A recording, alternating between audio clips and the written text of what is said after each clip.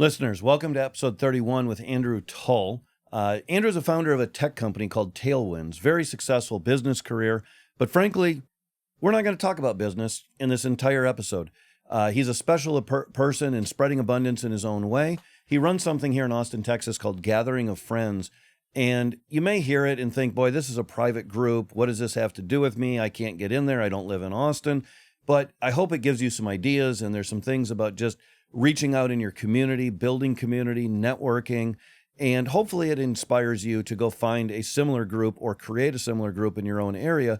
And I think there's just tons of wisdom and insight in here about really how to be a great friend, how to spread abundance in the world. We go into giving and a charity that he's very passionate about. So sit back and enjoy the episode.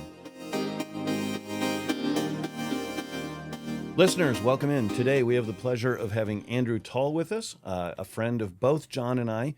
And I think you guys are going to find this really interesting. He brings abundance to the world in a very interesting way that I know John and I are both a big fan of. And I just want to start out, Andrew, that you have something called Gathering of Friends. And I consider myself fortunate enough to have been invited to this. And John is as well. Can you let's jump right into it. I want to tell people, what is this Gathering of Friends? Because I think it's fantastic. Happy to do that. The Gathering of Friends came about from a conversation I had with a few folks that similar values, similar beliefs, that we were all in tune to. There's not an opportunity for people to have an open mechanism of uniquely and authentically connecting with other folks and doing so in an environment that is designed to not be a networking event.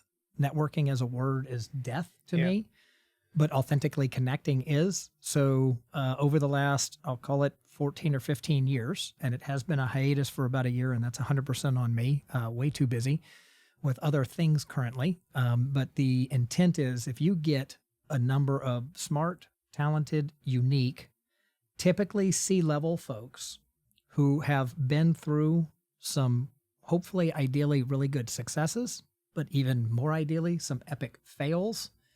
But you put that type of an individual who, most importantly, comes from a pay it forward foundation, you put those folks in a room together, and it's pretty cool to watch the sparks fly.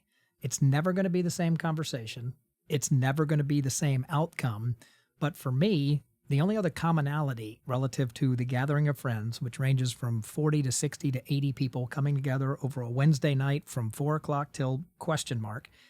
Is I'm the only other person that knows everybody in the room. And I take it as my personal mantra that, Randy, if you show up and you don't know 42 other people in the room, by the end of the evening, I want you to have at least connected briefly with them. Because at the end of the evening, I'll send out a note to make sure that everybody knows who was there, first name, last name, LinkedIn profile, emails, of course. And then they have the opportunity to take whatever follow-up, coffee, lunch. Hey, I just remember meeting you. It was fascinating. I want to hear more about your cabinet business. I want to hear more of what you're doing with the church, John. All of those things, who knows what the trigger point or the spark might be, but just light the match and watch and see what happens from there. Yeah, it's really a fantastic experience. Yeah. I mean, John, part of the problem is you can't get to 42 people. Like, I can't count the number of times I've been and like talk to someone for 30 or 40 minutes, and you look down, you're like, I got to go meet some more people. Like, I don't want to stop talking to that person. But then, and you've actually pulled me away in a couple times. That is my job. Yeah. If you talk to somebody for more than 5 or 10 minutes, I'm going to break that up so that you do have a chance. Yeah. And then, I'm sorry, John, I must have failed you, because if you talk for 30 minutes and I didn't catch that, man, that's just like an internal rule break for me. Yeah, I almost had a heart attack when you said that, by the way, because Andrew is unbelievable at this, right? Like, I was like, wait, you were allowed to talk to somebody for 30 or 40 minutes? I love asking questions. I'm super curious. Yeah. And so when I meet someone who's interesting, which is everybody there, I want to know more and more and more. I can just, get sucked into the story, and everyone's got such an amazing story at these events. And so, yep, you did. You failed. It's not going to be the first time I hear that, even today. But it's like the most positive failure ever. And, I think you're one of the few people that I know that's like what I would call a super connector, right? Like you're you're constantly thinking about how can I help another person, and it's amazing to watch, right? Not everyone's wired that way, and it's neat. I figured out, and it was so I'll turn the tender age of 55 here next month, and it did take me about 30 years to really figure it out and get it to the point where I recognized that my purpose from the man upstairs was to literally take the opportunity to uniquely understand, ask people their story, and then try and do something about it. Because my favorite question, and I know both of you guys know this, is how can I help? It doesn't mean that I have an answer that day, that week, or even that month, but I might a year from now. And I'm going to try and do my darndest with as many people as possible to generate those long-term trusted relationships that matter, that it's not the what's in it for me. And the fastest way to get removed from the group of friends is to show up and say, hey, I'm Andrew. Let me tell you how cool I am. Yeah. Nobody cares. Nobody cares. But what's really cool is if I show up and I say, hey, Andrew, I've never met you before, John. Tell me your story. What's something you're working on and how can I help as it pertains to that? That's where the sparks really fly. Yeah. Yeah. And you go ahead, John. I was saying most people there seem to be wired the same way, which is great. Like, I think that's the cool part, right? Is like highly curated list. when you and I have been at the same meeting of friends, and we don't even bump into each other, and we know each other, so we don't need to actually connect, but we'll both be working, other conversations. And it's just, it seems like one night isn't enough, I try and do them twice a year. It has been since February of last year since I've had one. And that, again, is 100% on me. And this is going to be the spark for me to say, we should do it at my place, man. I've got like a time. community room downtown. We'll just we should do it downtown. We should, when we're done with this episode, go straight down. Just send out a text. No, we'll pick a date at the end of the summertime. We'll put it together. Done. We'll make it happen. Yeah, I love it. It'd be awesome. So, okay, you said this idea, but did you just come out of this? Is it like, was there an example, a model, or somebody you admired? You just figured this out on your own? I don't know if I'm going to give credit for figuring out my own. A couple of us got together and we're saying, why doesn't this exist? And there are some fantastic groups that are secular, non-secular, business-oriented, vertical-oriented, role-oriented all around town. Austin does not have its lack of meetup potential. This is not those. It's meant to be, and it went from 2 to 4 to 8 to now there's 330 people that are on the list, so to speak. And that list changes and fluctuates all the time. That it's folks that I come across in a day-to-day life that meet ideally all 5 of those criteria, that is like, I think that this individual, and I don't care the background, the location. I've had folks come in from Canada, ironically enough, for this, which was very unique. But it's very, very special to see when you've got that right level of folks and there is no agenda. I've had people who have said, hey, can I sponsor this? Can I do this or do that? No, I'm going to take care of the appetizers. Everybody else is taking care of their drinks. You do you, but at the end of the evening, and I will say that when I get home, and whenever I get home, the level of exhaustion as well as level of fulfillment are both equal, because it's like, I got to get this email out. I've got to get this email out, because that's then where the follow-on magic happens. So started with 2 folks, then to 4, then to 8, and then giddy up. There you go. No names. Has anybody ever come off the list? You said 330, like went from 40 John to 80. Doe is no longer on the list. No, I would not share anybody that's coming off of the list. But have you pulled somebody off 100%, the list? 100%. Absolutely, yes. What causes some, like this, because we talk about abundance, right? And you always want more people there, but there are times that people get removed from groups. And tongue in cheek, you said, like, if it's about them. But again, no names, but can you give specific examples of what gets people to kind of be banished is too strong a word, but it's really true. It's not, it is removed from the list. And the easiest way is if you make the event be more about you. If you're pushing, literally not sharing, but pushing. And there's a fine line between here's what I do versus you need to do. So, and I don't know how else to better define it, but it's very evident to me when somebody is pushing a personal agenda Yeah. rather than trying to contribute. And it's not just been one or two, it's probably been 5, 10, or 15. That's one way. The other way is because this is not a +1 event. You are there because you are you. I've had a couple of folks send people in their stead who I've never met before. And they showed up and said, hey, I'm here because John Doe told me to show up. Whoa, time out. I'm sorry. This is not the group for you. Yeah. And what's ironic, as it turned out, is that that probably has happened 3 times over the 20 or so events that has happened. And it hasn't happened recently. And oh, by the way, the reason they sent them is these were folks that were looking for a job. And that's perfectly fine.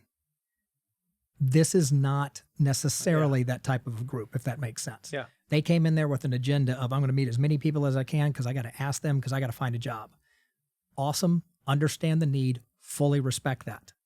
But again, you're coming in with an agenda. And you're happy to help that too, by the way. In a totally separate way. Yeah. That's let's get together over coffee. Tell me who you want to get in front of. Let's do very specifically targeted introductions that meet up with whatever it is that you're wanting to do. Yeah. Totally different environment. Yeah. One of the things I really admire, and I think listeners have already figured this out from listening to you, but I need to assure listeners it is sincere at the highest level, that it's that you're not doing it for you. You're there really, really, truly giving. And it is when somebody comes in, I watch you. You're like, okay, what does this person need? How do I help? Yeah. And it's like, hey, John, you need to go. Have you met Anthony? You need to go over here and talk to Anthony. And you'll walk them over, take them, introduce, say, you two need to talk. Here's why, or whatever. And so it really is giving, right? And so I really admire that you're doing this as a service. And it's funny because I've had a couple of people say, hey, why aren't you putting together a gathering? And I literally had a lunch with a very close friend of mine who has been on the list for a number of years. He goes, man, have I missed any gatherings? I haven't heard anything. And I said, Mike, no, I haven't. And that's 100% on me. And I feel really, really bad about it. It is an exceptionally busy and blessed time of my life and has been. I'm traveling a ton. I've got a ton going on. Each one of these events has turned out that it's probably somewhere between 35 to 40 hours worth of work. And I'm not kidding, to plan, prep, organize, get taken care of, because there's not just send out a link, reserve a place, have people show up, send out an email. Well, gosh, that's all that's involved, right? No, it's not. Because part of, for me, and again, I do not ever plan to monetize. I don't want to. This is literally something it's designed to be a unique experience to create this authentic connectivity between people. And 2 to 3 nights before the event, I will study and look at the most recent LinkedIn profiles and or posts and or whatever of the folks that have responded yes, and just keeping track of the RSVPs. And then the 2 to 3 days before, if you have 90, it's going to be 75 or 78 because stuff happens, and just keeping track of and then following through. And that's not oh, woe is me, this is a burden. It's just, this is a highly curated event. Yeah. And there's no money involved except for me spending money on the appetizers. Everybody can do their own stuff with the drinks. And otherwise it's time, energy, and love. Most importantly, love for that, because at the end of that, it's really cool to see, even years later, the impact of how people become friends, businesses get founded. A couple of people have gotten engaged, just all the different stories that have happened from that. And there is zero interest in credit. Zero. Like, I don't need that. I don't want that. For me, and I'll say, if there's selfishness in it, it's because this is what the man upstairs has been telling me to do for 20 years, probably longer than that. It took me that long to actually figure it out and listen. So if somebody's listening and they want to do this, right? Mm-hmm. What would you tell them? Where do they start? What would be the first? Where should they start? To start their own gathering? Yeah. Let's say somebody's listening in Boston. Okay. Or Chicago, or, I don't care, Omaha, Nebraska. So my first answer was, I don't know, because it's unique, but that's not a true statement. As I think that through, join up with one other person and get together over drinks, over coffee, over dinner, whatever. Get together. And if you guys have, I don't care, male, female, whatever, if you have similar values, beliefs, and again, it comes from a sense of, hey, let's do this so we can build this into a business, stop. If it's a, you know what, John, let's sit together over a cup of coffee in Boston. You know a lot of unique folks. You want to share those with the world? Well, I never thought about that. Well, if you did, what would happen? I don't know, maybe good things. You know what? I know a lot of good folks.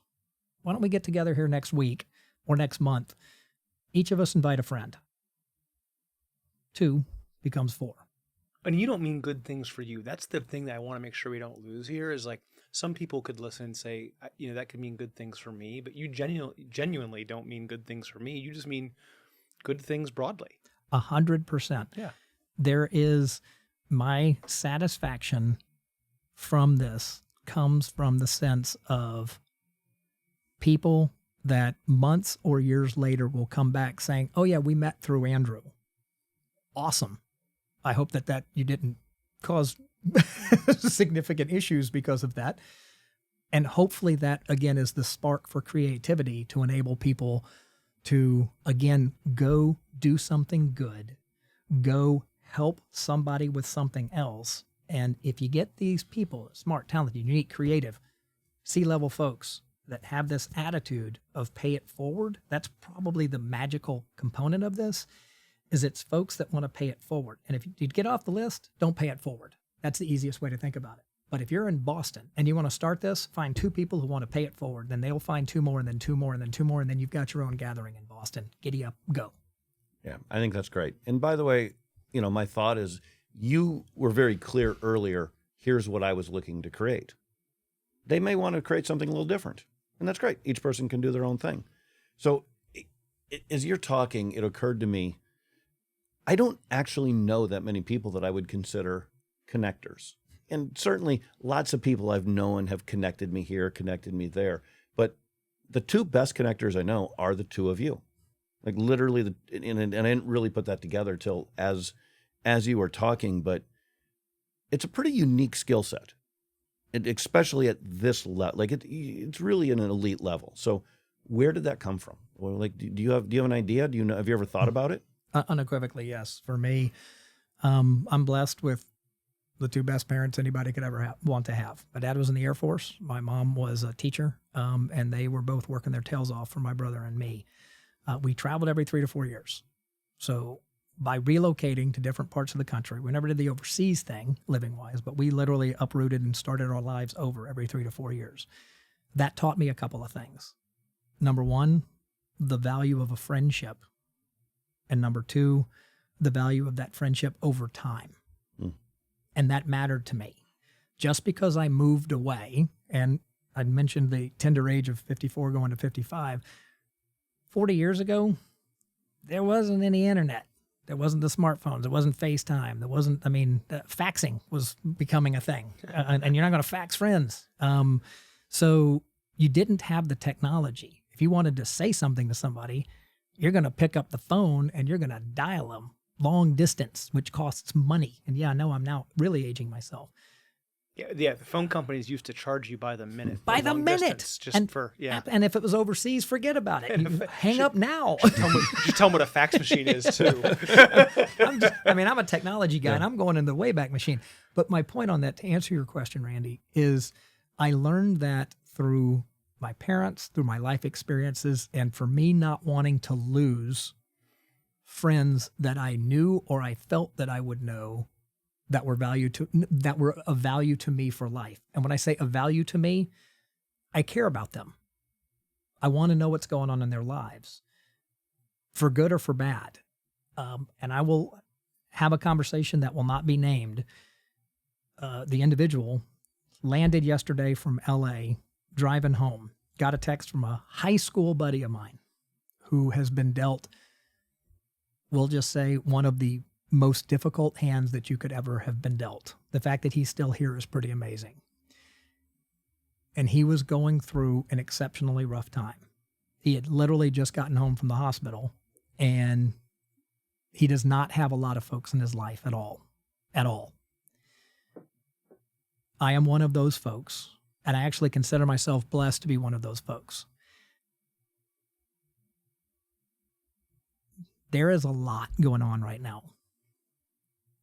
And this individual reached out to me literally as I was getting into the car, driving to an appointment before I got home, before I had stuff going on last night. Was it the right time to talk? No. But actually it was. I missed a call purposefully. I let them know so that I could actually be present for somebody that I've known for 41 years. 41 years, because I told him on the call. And that's where God wanted me to be at that moment. I can guarantee you, if you talk about things that fill up your cup versus things that take away from your cup, I could easily have viewed that conversation as being a draining, glass empty. I did exactly what I needed to do when I needed to do it, and I made the right decision for those 23 minutes. And that, to me, there's no reason why that relationship should exist, except for the fact that it does. And it is actually a blessing. As hard as it may be, it's a blessing.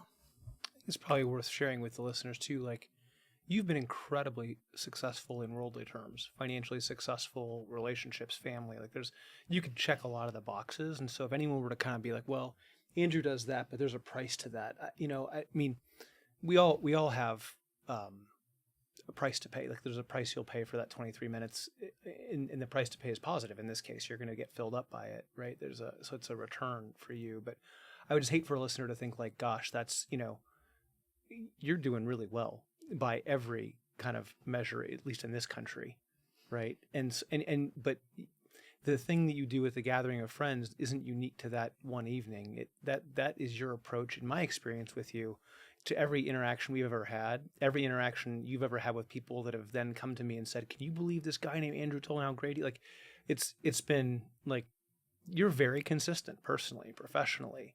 And there's been no detriment to that in that way, at least not that I've been able to see.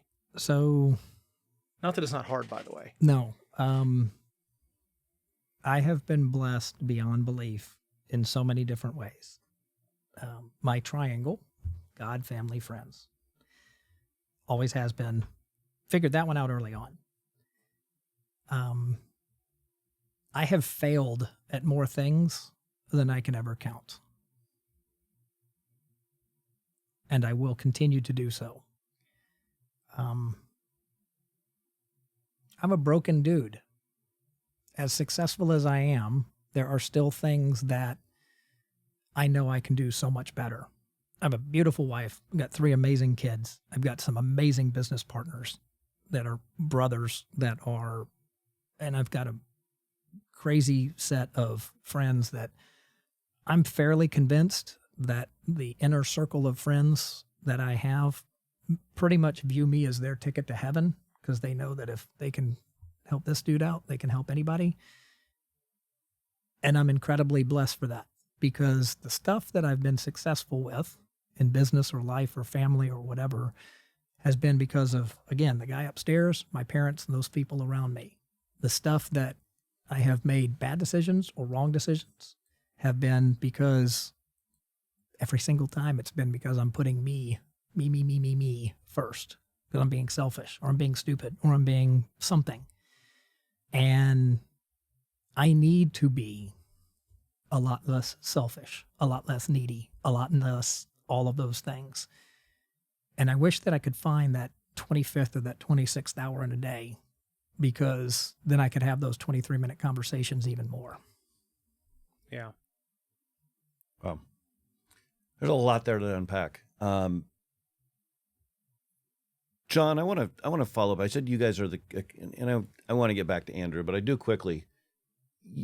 what made you a connector, right? Because we got Andrew's answer. Yeah. But you're also a fantastic connector. Super different from my story. Like my mom was amazing for sure. And I had a, great mother growing up. And we've talked about kind of my dad passing when I was young, but I got to this place in my 20s where I was super quid pro quo, super transactional with people. And it may not have been obvious on the surface to people, but the truth is that it was very transactional. And I went through a couple events in my early 30s that led me to understand the importance of relationships. And so I had to go learn the skill of how do you have relationships. And I tried to really make it about other people. Like, how do I truly, without any interest in what I get out of it, how do I really invest time, energy, and into other people and help them get what they want? Somebody famous once said, if you help enough people get what they want, you'll get what you want. And so I tried just to forget about what I wanted and see if I could help them get what they want. And I've been, for whatever reason, I've found it not much work to remember what's good for the people that I meet. And then when I come across it, to connect that. And I don't know if that's been a hard thing for you to do or not, but I wish that other people were able to remember what, 3 other people wanted, and just when they came across it a year later could make that connection back. I don't know if that's just a God-given talent or if it's something I developed as a skill, but I don't find that to be as common as I would hope in the world. I don't know if it's a lack of empathy but I had to develop it very deliberately. For me, it was a very thoughtful, how do you do it? But you guys are, I really mean it, you're unique. I mean, everybody's a connector to some extent, but not like you guys. And I guess from the outside, what makes the two of you different is you are the 2 people I know that most consistently, if somebody's doing things, you're instantly thinking, how can I help? That, or who can, and I think in both cases, it's a very commonly, you should talk to this person. Let me make this introduction. And in both cases, sometimes it's been like, hey, Randy, this person can help you. And in other cases, it's been like, hey, Randy, you can help this person, and putting that together. So I think that's fantastic. And listeners, we're going to go to break. But when we come back, something I wanted to dig deeper on. Andrew talked about failures. I want to come back and dig into some of those when we get back from the break. Listeners, welcome back. We are still here with Andrew Tull. We didn't scare him off during the break. Andrew, I mentioned before the break, I wanted to follow up on failures, and you had talked about the failures. So it's my opinion that people are too scared of failure, and we don't talk about failure enough and all the value. So let's dig into that. What can you give listeners an example of something, a failure, and maybe some that you learned from, maybe some you didn't, and like the most beneficial ones I would love to hear about. So do we have 6 or 7 or 10 hours associated with our time together? Business, personal, is there a preference? Let's start with one that was embarrassing at the time, but you've kind of come to grips with it. Ooh, I don't know about embarrassing, but I'll tell you, actually, let's just start with the single biggest failure of my life. How about that one? Very good. Single biggest failure of my life is that I'm Catholic, and I'm a divorced Catholic. I failed in my first marriage, period. That was something that started very simplistically when my wife's, at the time, mother was killed by a drunk driver on August 1st of 2000, which, if you look down the domino set of events that happened many, many, many years later, led to us not being able to be together anymore. It did create, talking about failures going to successes, my ex-wife and I, who I literally talked to, ironically enough, on the way here, and that's a really good success story, created the 2 most beautiful girls on the planet right now, my daughters, Lauren and Ashley. And yet I failed in my marriage, period. And I own that. There's shared ownership and responsibility for everything. But I was a guy, I had a hammer, nail, I can fix anything. My God, we're Catholic, we're not getting divorced, we can fix anything. No, you can't. Huge lesson, massive lesson for me. And I do say, so that was plain and simple, my biggest failure. Oh, by the way, I was a single dad with my 2 girls for 3.5 years, doing all of the things, attempting to be super dad If I didn't miss an event, I didn't, because I was hell-bent for leather that those two girls were not going to be negatively impacted in their lives because of their mom and dad not being married still. God looked down and said, this is colossally hilarious to watch. However, those two girls probably need some help because I don't know if Andrew's up to the task. So he brought me Megan, my wife, second, and I'm hopeful last wife, and her son Cameron. So my family went from 4. I failed it down to 3, and then I succeeded it back up to 5. And that's very important because we don't do step in my family. It's not my stepson. Megan's not stepdaughters with Lauren and Ashley. It's daughters, it's son, period, unequivocally. And if you look at it, while we're having this conversation right now, I made a commitment to my ex at the time, 20 years ago now, notwithstanding the fact that we can't stay together, I promise that I will support you to the absolute best extent that I can, no matter the fact that we're getting divorced. What do you mean by support? I mean, that's whatever she needed.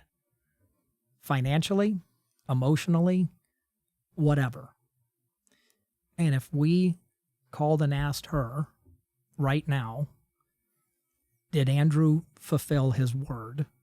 I can unequivocally tell you that she would say yes.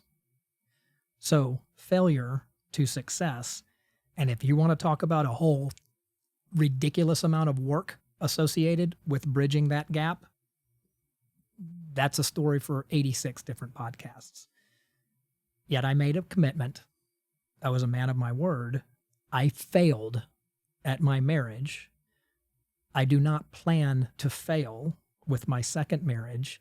And if you look at where my son, biologically Megan's son, and my daughters, biologically my daughters, are, they are 3 wonderful, giving, kind, caring humans, souls that are doing their own thing and doing it very positively. As a matter of fact, tonight I'm going over because my 2 daughters are making me a belated Father's Day dinner, and we're going to hang out together.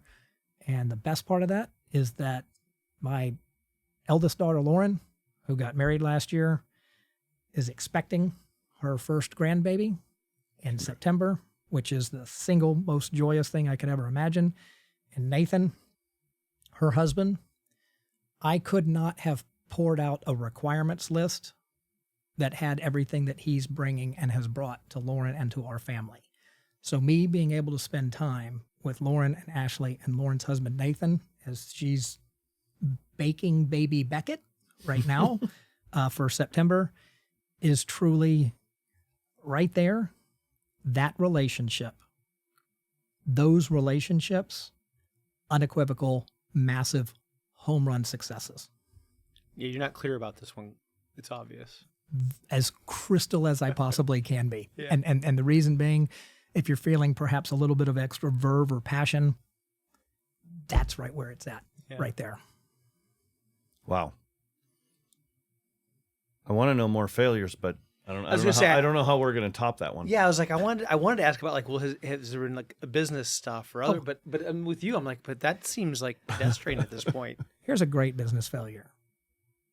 Raising money, working to try and bring a really, really cool underwater operated vehicle that is significantly underfunding, playing in the oil and gas industry, trying to break into the oil and gas industry. Who did I know in the oil and gas industry? Nobody. 1.5 years into it, who did I know? We had master services agreements in place with 18 different oil and gas companies. That's not an easy thing to do. Yeah. At all. Yeah, I'm not sure I hear a failure yet. Oh, just wait. Just wait. Everything was lining up perfectly. It's just starting to do proofs of concept, getting revenues going, getting some MRR, getting some ARR, monthly recurring revenue, annual recurring revenue, just starting to get where people are like, can this thing really do what it's supposed to do? All the eggs in one basket. It was the Gulf of Mexico basket. BP, Macondo well. blew up. What happens? All stop on everything in the Gulf. Everything went away. Everything went away. Dissolved into all different types of follow-on activities associated with that. The business that had a ton of potential, once mark, it was gone. And there were some relationships that were damaged and hurt as a result of that. Easily one of the most significant failures of my life. You can talk about external influences. I'm a Jocko Willink extreme ownership kind of guy. What else? We could have done something else in other parts of the world. We could have, we should have, we needed to flex. We needed to not flex, but be flexible. We needed to adapt. We needed to have other different sources of funding. There's so many different lessons learned, but we were all in, and we bet on black and it came up red. And there you go. Oh. Biggest piece there, know who you're going into business with.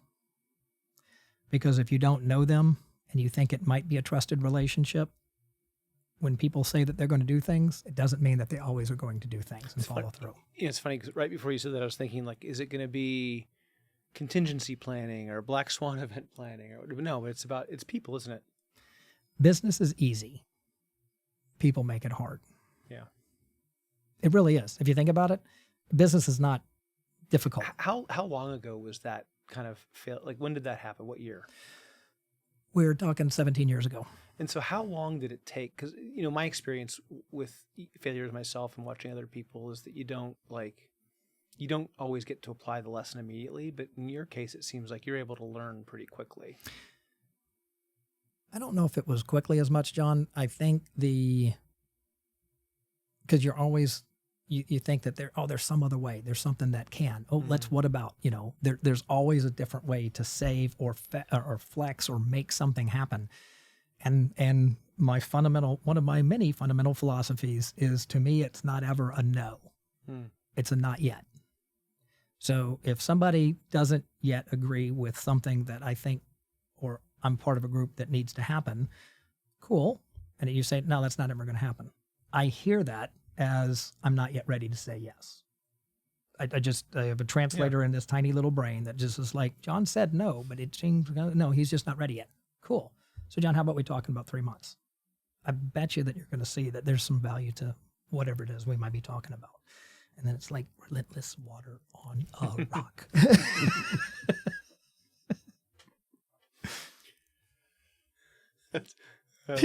Okay. So you didn't learn the lesson right away. It took a minute. No. Okay. I think it's fundamentally good to share with your listeners that I'm not a very smart man. Yeah. Okay. I don't agree with that, but All right. So what would you tell listeners about why failure is important? That's when your best learning happens, unequivocally. You get out of your comfort zone. If your routine is every day, I'm going to get up at 6:30 and I'm going to do this at 7, I'm going to do this at 8 and this at 5. You're going to do that 30 years from now. You're going to go wonder where the hell your life has been. Or you can get up at 6:20. You can go for a run. You can go pray. You can call a friend. You can text somebody that you're thinking about. You can go do something that might bring joy or pleasure or good or something to somebody else's life. And that's going to set up the day much, much better than just following your humdrum routine. Mixing in the difference, mixing in the variability, trying new things. If it doesn't work, awesome. Then you now know it doesn't work, or it doesn't work for now. Pivot, shift, try something else because you know that that's not the right path. And when you're doing that, ask as many questions as you possibly can of other folks that have possibly been there before, because they'll help you miss the next time where that obstacle might have tripped you up, and you can jump over it next time and then you're further down the path. Great. You actually answered my follow-up question as well. So let's take that and let's pivot to volunteer work. And I know that's something you're passionate about. Tell us a little bit about that. It goes back to the give back component. And that 100% comes from my parents, who have been involved in church and other activities for their entire life. And they have early on in life took me / drug me to, not drugged, drug me, carried along, made happen, whatever you want to call it, to those various events. And here's the interesting thing. It actually took, despite the fact that I might not have wanted to go to X or Y, being a part of those organizations, attending those events, whether it was CY, Catholic Eagle Organization, Boy Scouts, Get My Eagle Scout, being a part of different clubs, being in speech, being in whatever, playing sports, which is a huge passion of mine, being able to do something where you're getting to participate as a team and then do something where you're able to achieve, that's it for me. For me, I'm blessed to be on a couple of different boards. The one that I know both of you guys know is very, very near and dear to my heart is Texas Search and Rescue. Was introduced through several mutual friends about 9 years ago. And it was right when Hurricane Harvey was happening. And I was on the couch, and I was as absolutely, unequivocally frustrated with my life as I ever have been, as I'm sitting there on my couch as this hurricane is absolutely ravaging a massive part of our state. You're seeing the images, you're seeing all the things that were happening, where it just was an unbelievable 100,000-year event. And all I was doing in my safe, warm, dry living room was clicking donate, which, by the way, is a great thing. However, for me, it wasn't the greatest thing. I didn't need to donate my treasure. I needed to donate my time and my, hopefully, talents. I knew two folks that were part of Texar, Texas Search and Rescue. I met with one of them the day after he got back, and he goes, I know why we're meeting. We met at the Starbucks Arboretum here in downtown, in North Central Texas. And he goes, I know why we're meeting. And I said, I know you know why we're meeting. I want in. What do I need to do? And by the way, you didn't, I'm trying to recall the story, but I don't think you jumped into like management Texar. You were like front line, like, how do I go buy the boots and grab the gear, and I'm gonna jump into the fray. Like you didn't jump in where your skill set was. You jumped in where the call was toughest. 100%. I had no intention whatsoever, and I still do, and that hasn't worked out very well for me, of just literally being boots on the ground. Mm-hmm. Teach me, train me. I've learned a number of skills throughout life, but I still don't have those skills necessary. Fast forward 8 years, I now have certifications in 21 different areas that we get to get recertified on every 3 years or so, ranging from wilderness first aid, which comes in handy more often than you can ever imagine, to CPR, AED, wilderness search. Tell me Swiftwater is one of them. I see that. 100%. Swiftwater, that's the bomb. Is it fun?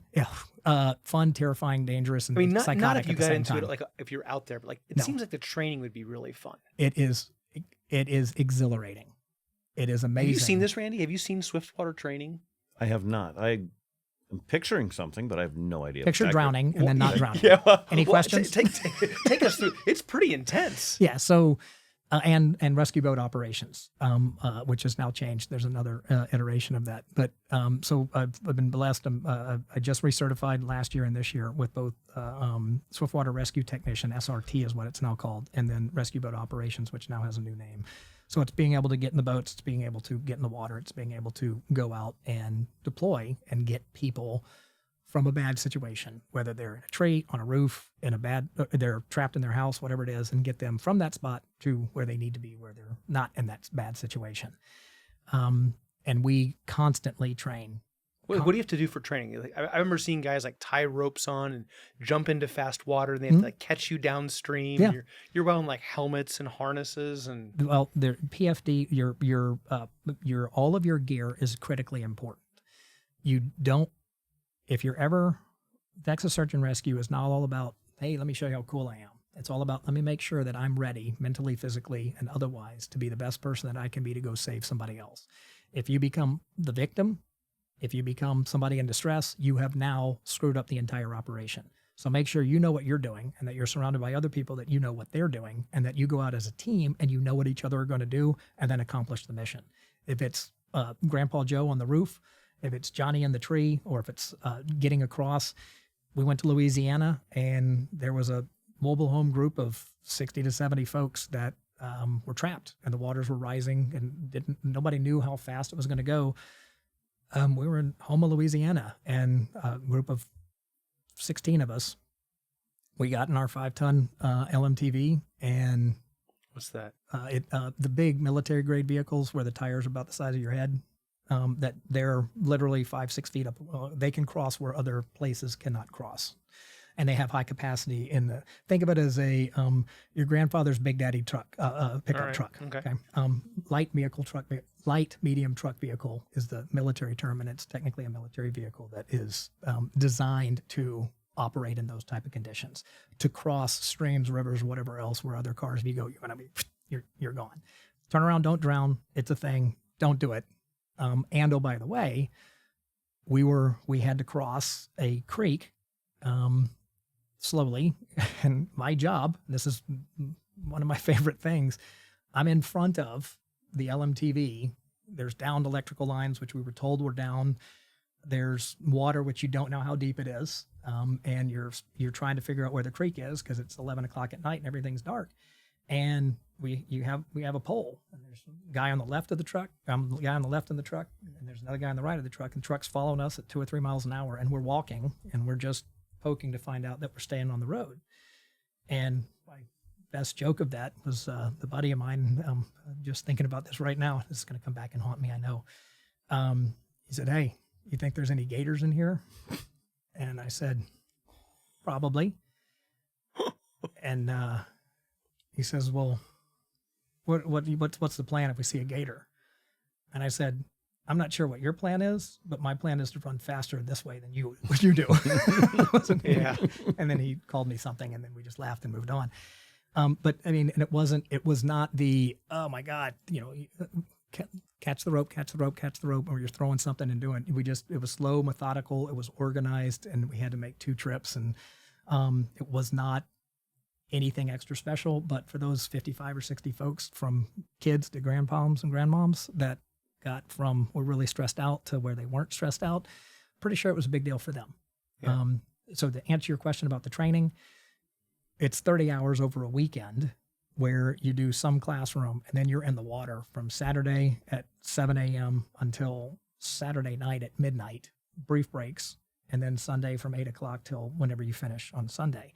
And you're essentially in the water almost the entire time. And you're learning, depending upon if it's just basic techniques or advanced techniques, everything from single versus double versus what you do with ropes, with training, with positioning, anything that you can imagine that you need to know about proper equipment, proper technique, proper, once you've got rescue swimmer. I mean, you get into the deep part, you pair up, and then one person's like, "Hey, Randy, you're drowning.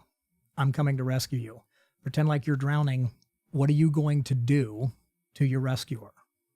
The simple answer is you're probably going to try and drown them. Right. You don't want to, but if they're drowning and you're somebody that's up, they're going to be, "Hey, guess what? Time out. We're going to push you down. So I just need air. I don't care about anything else other than air." So how do you handle a Randy who is in total survival mode and get Randy from his bad spot to the shore? So those are all different, and a smattering of techniques. Great organization. I love the organization like nobody's business because it combines all of those things for me. It is people with a purpose that want to help. The mission of the organization is Texans helping Texans. That doesn't get any better for me. And you've got the type of people that are part of that organization, and it's growing rapidly, which is amazing, that buy into the mission and just want to be there on somebody's potential absolute worst day. And I've been there in several cases of finding or recovering folks, and that's a really, really bad day, but at least you're able to provide an answer. Yeah. So when you say 30 hours of training, you're talking for that one certification. For that one weekend, which then Right. you're going to continue to utilize and have, and we will reiterate in classroom and other training throughout the year. Right. Correct. Amongst 20 other certifications he said he has. Yeah. But the team has. This isn't an Andrew thing. This is, if you can choose what you want to do. And a lot of those, by the way, 5-10 of those are ICS, Incident Command System Training. That's online training to understand the acronyms and all of the stuff associated with working with governmental agencies and whatever else. So what do? You got to read, you got to listen, you got to pass exams. There's a decent portion of that, and then there's the really fun, exciting stuff, which is how often do you get called out? Like for you personally, how often do you go out on a oh man, now what do they call them, missions? What do they call them? Are we going back to the failure part? Because I have not been out on a mission in the last 90 days. And today there was a mission. I wanted to be there for the mission. I couldn't be because I made the decision of prior commitments that I had to not be. This is the longest stretch that I've been where I haven't been on a mission. So I've done, I think it's between 85 and 95 missions over the last, it'll be 8 years in September. And I really wish it was 250 or 300. So 10 or 12 a year, so one a month. Or more. And when we deploy for hurricanes or for disasters, it's come prepared to be away for 3, 4, 5, 6, 7, 8 days. Just bring self-sufficient stuff. You're bringing all your stuff. You're loading up into a truck and you're going and you're prepared to be self-sufficient for a week or more. And my lovely wife is fully supportive of this. And she goes, when do you think you'll be home? And I said, call it a week, but I don't know. And sometimes it's 2 days, sometimes it's 4 days. And I'm blessed to have wonderful business partners that they know that when I say, hey guys, I've got a Texar call out, they're like, we've got your calendar, we've got you covered. I haven't been able to do that as much in the last 3 months. Talk about failures. That is my most significant, acutely aware failure, that I'm not out there with the team because I'm too busy with other things in life. And that's wrong. This is clearly filling your cup. You referenced earlier. And I think listeners, like there's people listening that may not be as obvious as it is to you. What is that fulfilling? What is that doing? What's in it for you a little bit, but why do you explain to people why you do this? It's helping. It is literally being there when 100,000 people are driving the highway this way because they're going away from something for safety. We're part of the small group of people that are driving this way because we have the capacity, the capability, and most importantly, the willingness to go put ourselves in those positions to go make a difference. Because if Grandpa Joe is on that roof, he might not make it to the next day, and that's going to suck for his whole family. Once we get Grandpa Joe off that roof and he's reunited with his family, that's the best part of it. Yeah. Love it. So thank you for that, and to everybody doing it. What if people are listening and maybe they do want to donate? Was the treasure helpful? Or if they want to donate their time, they go, God, I want to do this. What do they do? Where do they go? Everything is helpful. Time, talent, and treasure are the 3 T's: giving time to something, giving your treasure to something, giving your talents to something. If you want to be part of an organization that is much bigger than yourself, that is Texans Helping Texans, go to texar.org. And what if you're outside of Texas? What do you do? Come to Texas and do the same thing. Spoken like a Texan. Let's imagine for a moment someone's not coming to Texas. How would they find an organization like that in their area? If you're in North Carolina, there are some amazing, in pick a state, any state, there are amazing, just look up your particular county or state and look up search and rescue for Willamette County or whatever. You will find the organizations there. We're scattered all throughout Texas. We believe that Texar is the largest in the country, just because we're the only one that also covers the entire state. So we'll deploy to all 254 counties. And to further answer the question, Randy, from you as well, if you want to be a part of the organization, we will find a place for you, whether it's time, talent, or treasure. Go to the website, texar.org. That's it. And that will take you an answer. You will hear from us moments after you apply or ask a question or whatever, and we will invite you out to a meeting. You'll get to meet and greet some of the folks. We've got different divisions across the state of Texas, and we're growing absolutely exponentially, and it is a wonderful, blessed thing to see. TEXSAR, TexasSearchandRescue.org, TEXSAR.org. Texar.org, that's exactly it. Yep. And again, it's not just about the treasure. And if you've got a skill set or you are part of something that you have talents, and it doesn't have to be that you want to be part of the guy that's in the boat and that's going out to find Grandpa Joe. It can be the people behind the scenes that are taking the calls, that are handling logistics, that are very organized, that are good program or planning managers, or folks that are really logistically excellent, because it takes an army to get that army of folks out in the field and keep them supplied, fueled, in contact. We deployed to Florida for Milton. 8 of us did. And we had 4 layers of redundant communication that we utilized, and we tested out some stuff that we hadn't done before. The mission didn't turn out to be all of that great because, thank God, Milton wasn't that big of a deal comparatively for South Florida. It was anticipated to be. However, we got to learn and train and do some cool stuff, and we used all the different levels of redundancy that we had to keep in comms and make sure that we were accomplishing the mission. So cool. Yeah, very cool. You're busy, right? I mean, I'm just thinking. I mean, you got your family, you have your business, you have your 10 times a year roughly you're going out doing this. I mean, as he's chairing the board of the organization, by the way, right? And church and all the other things you do, and you're on another board. Like, how do you do all this? Like, how do you pick where to spend your time? And I'm assuming some of this is saying no to stuff, but how do you manage and balance all that? I don't. I'll give and give and give till it hurts. And thanks for being here, by the way. I listened to all that. I'm like, wow, thanks again for being here. First of all, I wish that I had that 25th or that 26th hour. Yeah.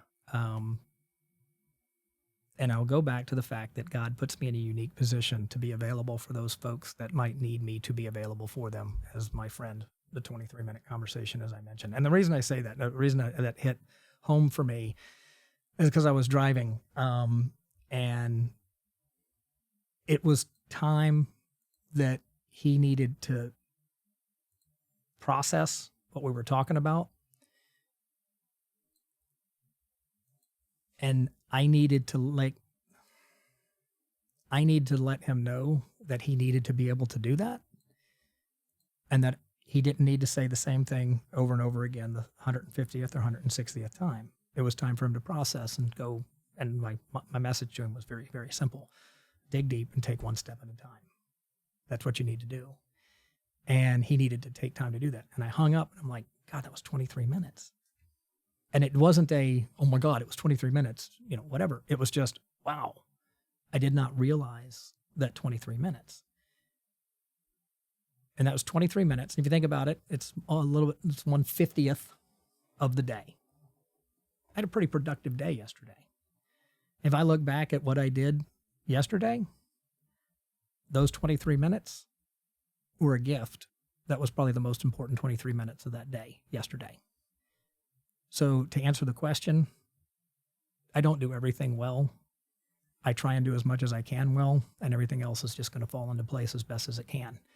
And that dude is going to have my back consistently to figure out where I need to be at the right time. Well, with a huge amount of gratitude, what's easy for me to see is how grateful you are for your circumstance, despite the circumstance. I think, I know you don't take compliments super well, but but I think your level of gratitude, people could learn a lot from just your perspective. And that's a chosen perspective for you.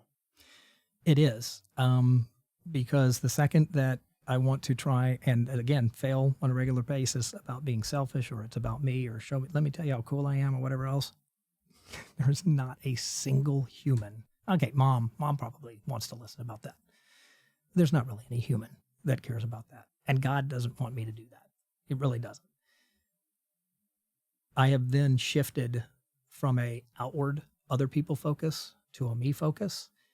And that's not where I want to be. It's where the gathering of friends, circling all the way back to the beginning of our conversation. It's where the gathering of friends started. It's where Texar exists. It's where my soul wants to be with God, family, and friends. And I'll put Texar in there as well, just because I'm so passionate about the organization. And it's those things that are most near and dear to me that I need to move other things out of the way to make more room for those. And that's where I need to find out the kind of secret of time.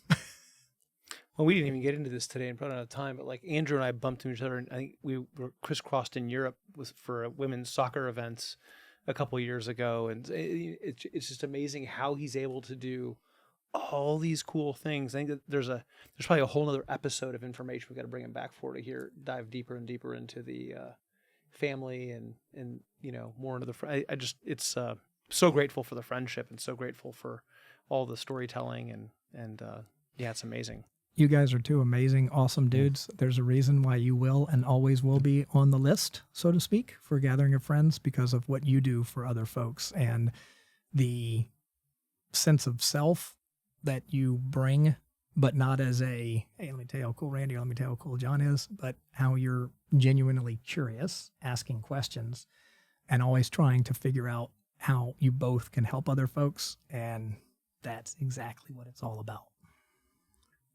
Andrew, I could ask 1,000 follow-up questions, but I do think this is a good place to wrap it up. And I am really grateful for the time, especially when I really consider how busy you no are. doubt. But the big takeaway for me is the commitment to service in so many, not just one area, but so many different ways, and the genuineness, authenticity with that is just, I think, on behalf of everybody, just thank you. So you're welcome. And there's so much more that I need to do, but thank you guys for having me today. It's been a blessing to share the story.